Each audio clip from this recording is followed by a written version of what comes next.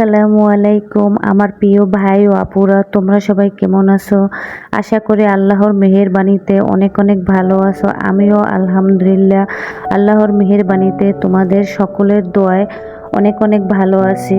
আজকে আরেকটি নতুন ভিডিও নিয়ে তোমাদের মাঝে চলে আসলাম। আজকের ভিডিওটি সকাল থেকে শুরু করে দিয়েছি। ফজরের নামাজের পরেই চলে আসলাম রান্নাঘরে এসে আজকে সকালের নাস্তা রুটি বানাবো, ভাজি করব এবং বাচ্চাদের জন্য ডিম ভাজি করব। এর জন্য রুটির কাই বানিয়ে এখন রুটিগুলো বানিয়ে ভেজে নিচ্ছি।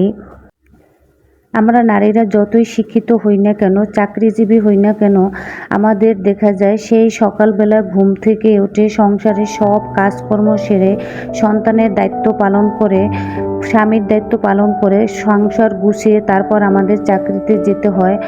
তারপরে আবার ডিউটি থেকে এসে আবার সংসারের কাজকর্ম করতে হয়, আবার সেই একই নিয়মে চুলার কাছে গিয়ে রান্না করতে হয়। যেমন আমার জীবন থেকে তোমাদের বলতেছি, আমি বিয়ের পরে একটি জব করতাম।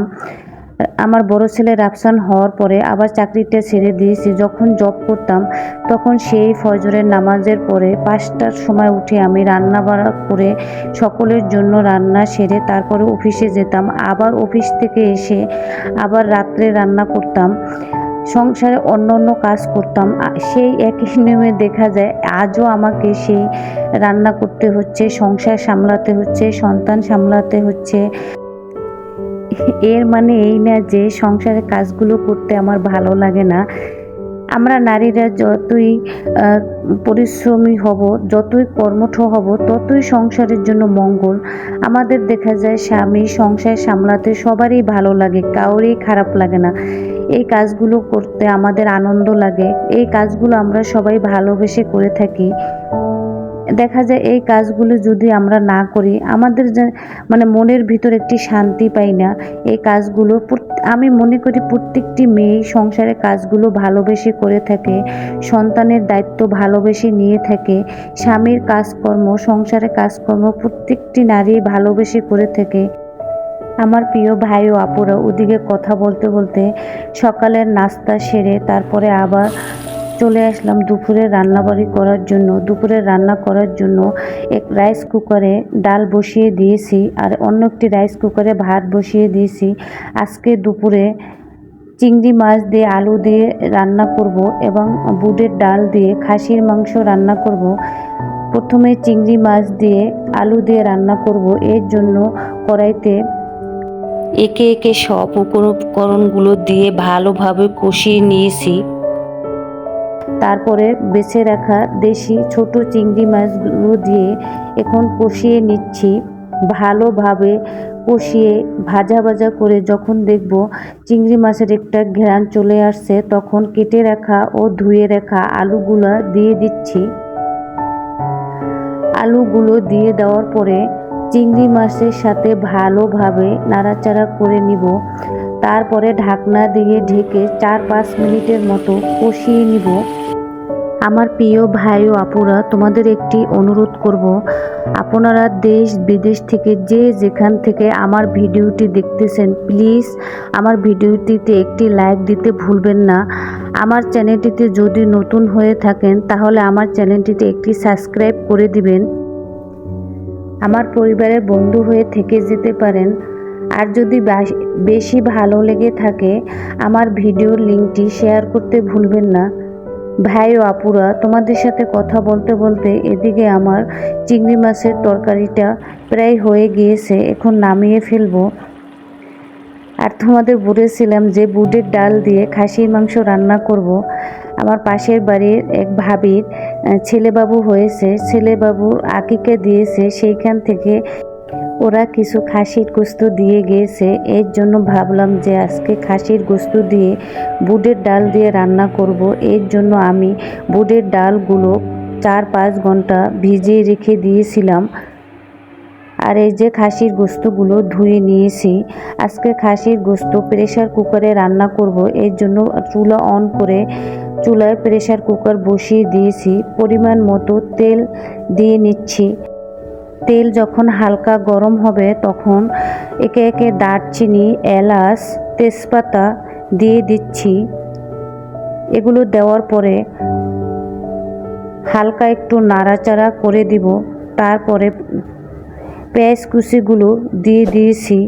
পেঁয়াজ কুচিগুলো দিয়ে দেওয়ার পরে 2-3 মিনিটের মতো নাড়াচাড়া করে হালকা ভেজে নিব। যখন দেখব মশলাগুলো থেকে একটি ভাজা ভাজা ঘ্রাণ চলে আসছে, তখন ব্লেন্ডার করা আদা রসুন পেস্ট দিয়ে দিচ্ছি। আদা রসুন পেস্ট দিয়ে দেওয়ার পরে ভালোভাবে নাড়াচাড়া করে 4-5 মিনিটের মতো কষিয়ে নিব। যখন মশলাগুলো থেকে তেল ছেড়ে দিবে, তখন একে একে পরিমাণ মতো লবণ, হলুদের গুঁড়া, মরিচের গুঁড়া দিয়ে দিব। একে একে সব উপকরণ দেওয়ার পরে এখন কষানোর জন্য কিছু পরিমাণে পানি দিয়ে দিয়েছি। তারপরে নাড়াচাড়া করে ভালোভাবে কষিয়ে নিব। কষানোর পরে এখন আমি ধুয়ে রাখা খাসির মাংসগুলো দিয়ে দিচ্ছি। মাংসগুলো দিয়ে দেওয়ার পরে মশলার সাথে নাড়াচাড়া করে ভালোভাবে মিশিয়ে নিব।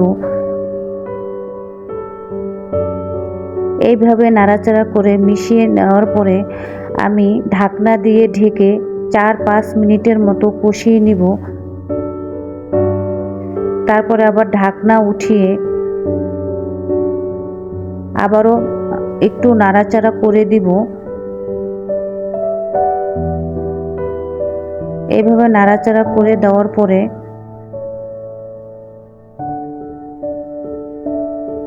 এখন আমি ধুয়ে রাখা বুটের ডালগুলো দিয়ে দিচ্ছি। বুটের ডালগুলো দিয়ে দেওয়ার পরে নাড়াচাড়া করে আমি খাসির গোশতের সাথে মিশিয়ে নিচ্ছি। ভালোভাবে নাড়াচাড়া করে সব উপকরণের সাথে মিশিয়ে নেওয়ার পরে আমি আলাদা একটি কেটলিতে গরম পানি করে নিয়েছিলাম। সেই গরম পানিগুলো এখন দিয়ে দিয়েছি। গরম পানি দিয়ে দেওয়ার পরে হালকা নাড়াচাড়া করে প্রেসার কুকারের ঢাকনা দিয়ে ঢেকে দিয়েছি। প্রেসার কুকারের ঢাকনা দিয়ে এমনভাবে ঢেকে দিয়েছি যেন একটু ফাঁক থাকে। এইভাবে ঢাকনা দিয়ে ঢেকে আমি আরও 4-5 মিনিট রান্না করে নিয়েছি। এখন আমি নিজের হাতে তৈরি করা স্পেশাল গরম মশলাগুলো দিয়ে দিচ্ছি। গরম মশলাগুলো দিয়ে দেওয়ার পরে একটু নাড়াচাড়া করে দিব। নাড়াচাড়া করে দিয়ে প্রেসার কুকারে ঢাকনা লাগিয়ে দিয়েছি। প্রেসার কুকারে ঢাকনা লাগিয়ে দেওয়ার পরে চুলার আঁচ মিডিয়াম আঁচ করে দিয়েছি। 3টা সিটি আসার পরে নামিয়ে ফেলবো। প্রেসার কুকারের ভিতর থেকে গরম তাপ বের করার জন্য এই যে দেখো আমি একটি কাঠের চামিচ দিয়ে প্রেসার কুকারের তাপগুলো বের করে নিয়েছি এবং ঢাকনাটি খুলে তোমাদের দেখাচ্ছি।